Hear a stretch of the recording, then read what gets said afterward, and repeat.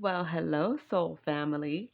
Beautiful rising, good afternoon, and or lovely evening to you wherever you are, depending on the location of your rotation.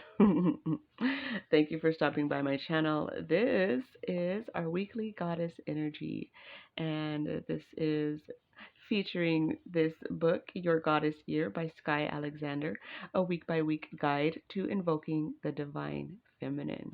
So, we are up to just about our last week. Yeah, this is the last week in March. And so today's goddess is Tiamat.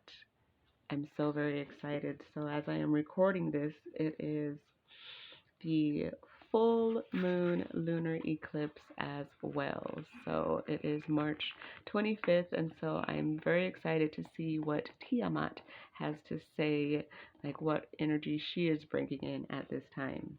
So let's read again about March.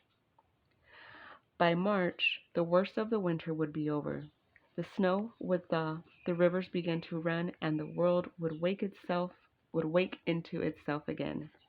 Neil Gaiman, English author, Odd and the Frost Giants. March.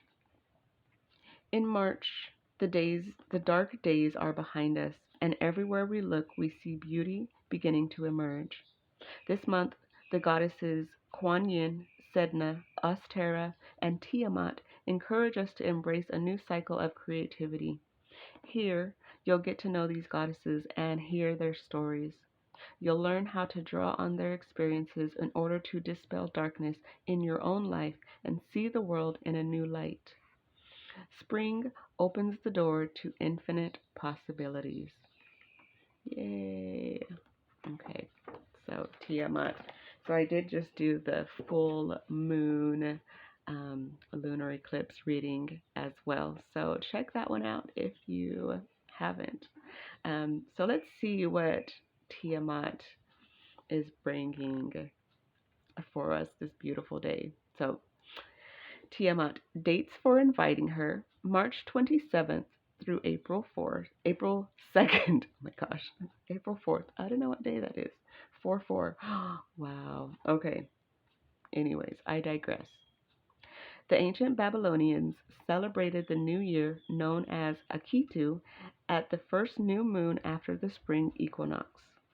The festivities marked the start of the fertile planting season and lasted for 11 days.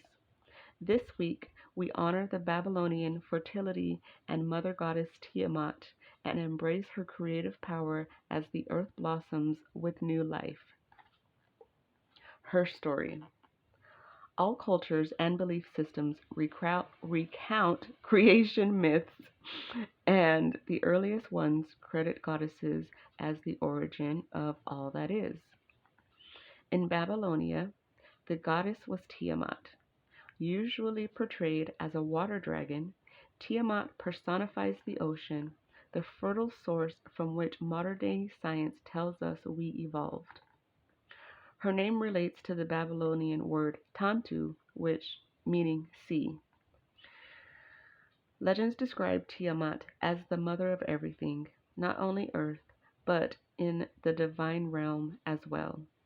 She birthed the celestial bodies at the rest of the gods and goddesses. I apologize for my reading today, goodness.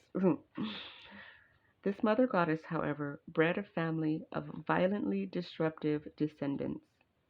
When she and Aspu, the god of freshwater, could no longer stand the family discord caused by the younger generations of deities, they decided to get rid of their offspring, eat them, actually. But before they could go through with their plan, Tiamat's great-grandson, Ea, killed Aspu, and Ea's son, Marduk, killed Tiamat by shooting her in the abdomen with an arrow. As she succumbed, water gushed from her eyes, forming the Tigris and Euphrates rivers that created a stretch of fertile agricultural land in the Middle East known as the Fertile Crescent. According to one telling, Marduk then cut up Tiamat into a number of pieces and used them to make the heels, fields, etc. Thus, even in death, she continued to be a creative force. Okay, that's why does it always gotta get so violent? Like they killed her and cut her up and stuff. But anyways, okay, I get it. I get it.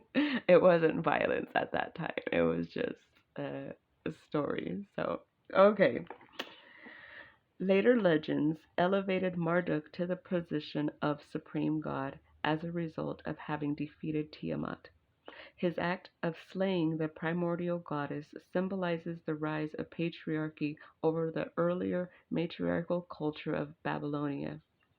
During the holiday of Akitu, plays were enacted to portray this event in addition to the feasting, partying, and other festive rituals that ushered in the Babylonian planting season.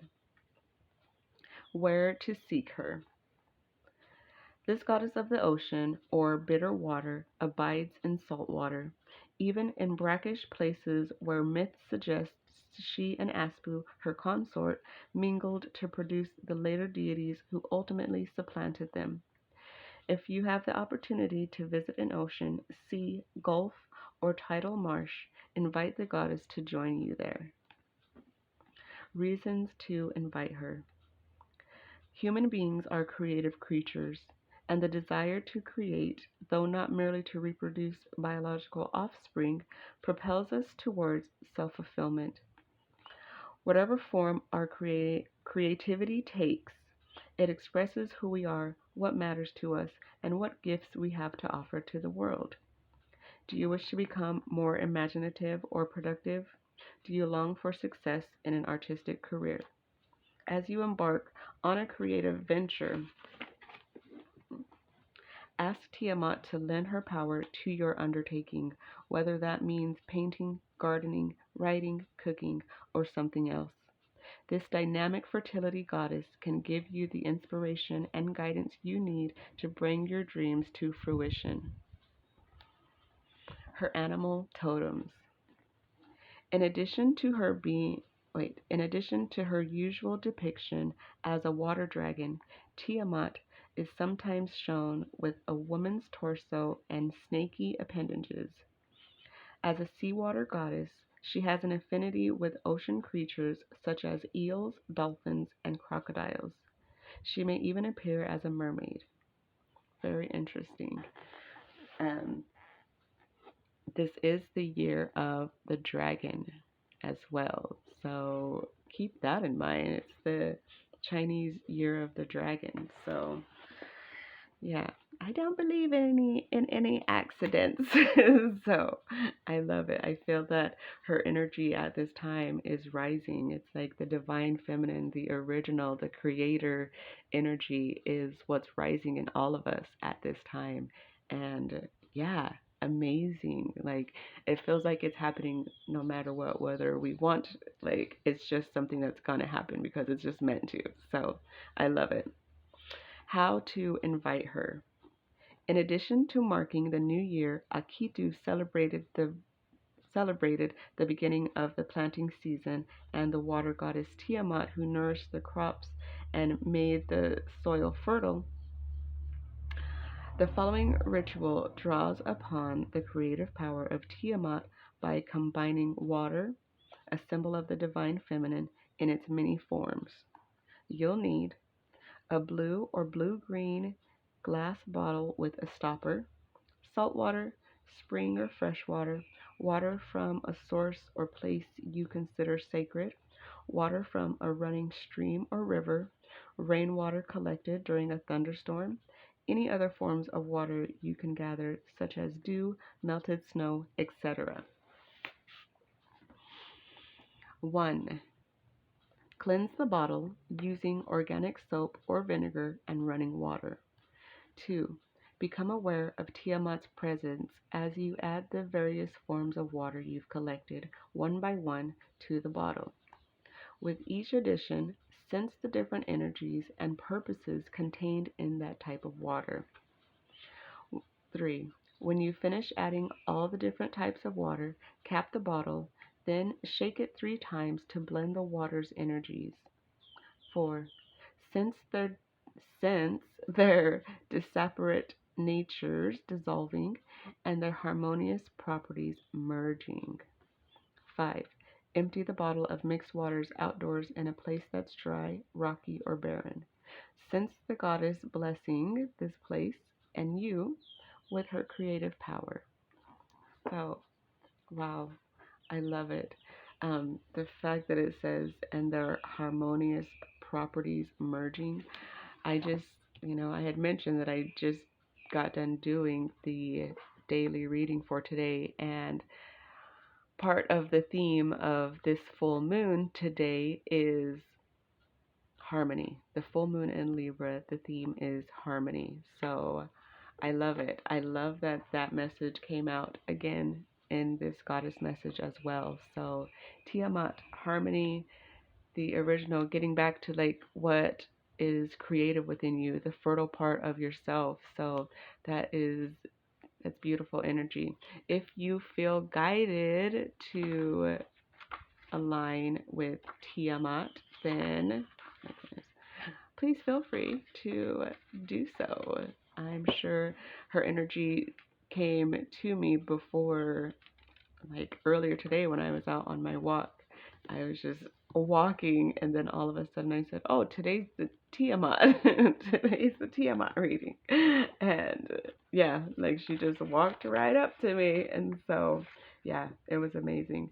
But so beautiful people, check out if you feel guided to work with Tiamat's energy, then do so. Also, feel free, always look up more information on the goddess. This book is only one source for probably thousands and thousands that are out there. So, yeah, Tiamat, like the, ancient Babylonian, there's a lot of information on her. So, yeah, so look her up or yeah, or not, whatever. So live your life the best way that you know how. I don't mind. So, anyways, I want to thank you all for stopping by and checking out Tiamat with me today. I hope you all found something that you found cool, interesting, or resonated with. And if you did, then please remember to give the video a thumbs up and subscribe to the channel if you are not already. So, thank you all once again for being here. I love you. I appreciate you. And I will see you in the next one.